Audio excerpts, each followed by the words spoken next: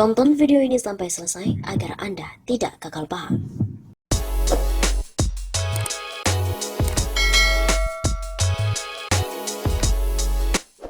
KPK pada akhirnya mulai mengkaji ancaman hukuman mati untuk ex-Mensos Juliari Batubara. Komisi Pemberantasan Korupsi atau KPK tengah mengkaji penerapan ancaman hukuman mati bagi mantan Menteri Sosial Juliari Peter Batubara atas dugaan korupsi dana bansos COVID-19 yang telah dilakukannya. Hal itu mereka lakukan dengan membuka penyelidikan perihal pengenaan pasal 2 atau pasal 3 Undang-Undang Pemberantasan Tindak Pidana Korupsi atau Tipikor terhadap mantan Menteri Sosial Juliari Peter Batubara. Pasal itu memuat ketentuan soal perbuatan tindak pidana yang merugikan keuangan atau perekonomian negara hingga ancaman hukuman pidana mati. Sejauh ini masih dalam proses penyelidikan apakah ada dugaan peristiwa pidana sehingga dapat diterapkan pasal 2 atau pasal 3 Undang-Undang Pemberantasan Tipikor. Kami pastikan hal ini sesuai mekanisme hukum yang berlaku sehingga harus dilakukan lebih dahulu melalui tahap penyelidikan tersebut. Kata PLT juru bicara penindakan KPK Ali Fikri pada CNN Indonesia melalui keterangan tertulis pada hari Kamis 18 Maret kemarin. Sebagai informasi, Juliari saat ini disangka melanggar pasal 12 huruf A atau pasal 12 huruf B atau pasal 11 Undang-Undang Pemberantasan Tipikor, Jungto pasal 55 ayat 1 ke 1 KUHP. Ancaman hukuman maksimal atas pelanggaran pasal itu adalah seumur hidup. Sangkaan diberikan karena Juliari diduga menerima 17 miliar rupiah dari 2 paket pelaksanaan bansos berupa sembako untuk penanganan COVID-19. Di mana hal itu terjadi di wilayah Jabodetabek tahun 2020 kemarin. Ali juga menerangkan penyidikan atas kasus yang menjerat Juliari pun masih terus berjalan. Berikutnya, perkara bekas akan diserahkan pada jaksa peneliti. Jika sudah lengkap, maka jaksa penuntut umum KPK akan menyusun surat dakwaan dan kemudian melimpahkan pada pengadilan tipikor untuk disidangkan.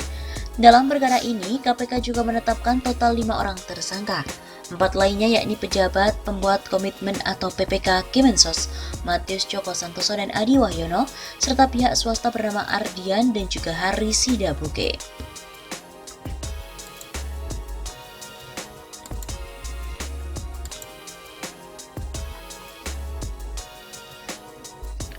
Sebelumnya pernah diberitakan bahwa KPK berbicara potensi ancaman hukuman mati Mensos Juliari Batubara. KPK kembali bicara soal potensi ancaman hukuman mati terhadap Mensos Juliari Batubara. Juliari yang merupakan tersangka kasus dugaan suap pengadaan bansos COVID-19 di wilayah Jabodetabek. Wakil Ketua KPK Alexander Marwata mengatakan ancaman hukuman mati bisa diberikan pada Mensos Juliari sesuai dengan Undang-Undang Nomor 31 Tahun 1999 tentang tindak pidana korupsi. Hukuman mati memang diatur dalam Undang-Undang Tipikor Pasal 2, ujar komisioner yang akrab disapa Alex di gedung KPK Kuningan, Jakarta Selatan. Alex juga mengatakan dalam Pasal 2 Undang-Undang Nomor 31 Tahun 1999 dimungkinkan untuk menuntut hukuman mati jika terbukti ada kerugian keuangan negara dari perbuatan yang dilakukan oleh Menteri Juliari. Mereka akan melihat sistematisnya, kalau memang masif dan dia otak pelakunya serta kerugiannya triliunan, mungkin kalau berdasar undang-undang yang ada, hukumannya akan menjadi mati. Sebelumnya, KPK juga memastikan akan mendalami dugaan Mensos Juliari menerima uang 33.000 per paket bansos wilayah Jabodetabek untuk penanganan pandemi.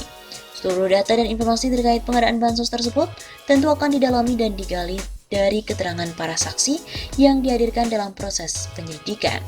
Ali juga mengatakan, sekaligus menanggapi pernyataan dari Koordinator Masyarakat Anti Korupsi atau MAKI, Boyamin Saiman yang menduga nilai dari korupsi Juliari lebih dari Rp10.000 per paket bansos. Karena Boyamin juga menduga Juliari menerima Rp33.000 per paket bansosnya.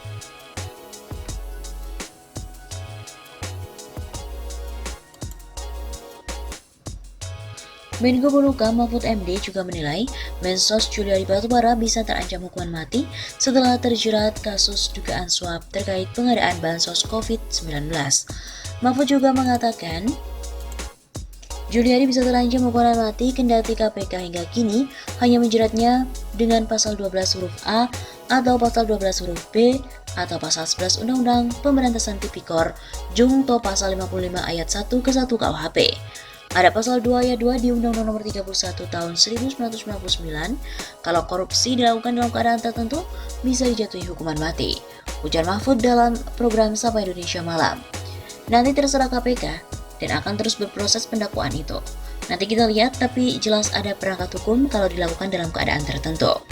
Mahfud juga menjelaskan ancaman hukuman mati sebagaimana diatur dalam pasal 2 ayat 1 Undang-Undang Nomor 31 Tahun 99 tentang pemberantasan tipikor yang telah diubah menjadi Undang-Undang Nomor 20 Tahun 2001. Adapun pasal 2 ayat 2 dalam undang-undang itu menyebutkan dalam hal tindak pidana korupsi sebagaimana dimaksud dalam ayat 1 dilakukan dalam keadaan tertentu, pidana mati dapat dijatuhkan. Mahfud juga menjelaskan hukuman mati bisa diterapkan apabila korupsinya dilakukan dalam keadaan tertentu. Misalnya negara dalam keadaan bahaya, kemudian terjadi bencana alam nasional, hingga negara dalam keadaan krisis ekonomi dan krisis moneter. Sedangkan dalam kasus yang menimpa Juliari, ia melakukan korupsi ketika status COVID-19 sebagai bencana non-alam. Akan tetapi ancaman hukuman mati itu bisa tetap dikenakan. Hal itu tergantung ahli dalam menafsirkan antara bencana non-alam dan bencana alam nasional. Dalam kasus ini, Juliari diduga menerima uang suap terkait pengadaan bansos sebesar 17 miliar rupiah.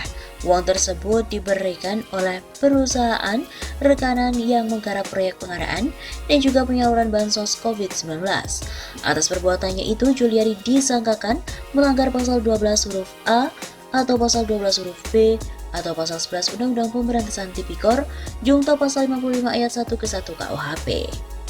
Hukuman mati pun juga didukung oleh MUI. Kuasa Ijen MUI bidang hukum Ihsan Abdullah mendukung wacana penerapan hukuman mati usai Mensos Juliari jadi tersangka korupsi bansos. Ihsan juga menilai tindakan Juliari sebagai kejahatan kemanusiaan, sebab dana yang dikorupsi seharusnya dipergunakan untuk membantu bangsa yang sedang kesulitan. Mensos Juliari bisa diancam hukuman mati karena melakukan korupsi di saat negara dalam bahaya pandemi. Di saat yang sama, ia juga mengapresiasi kerja KPK di tengah pandemi.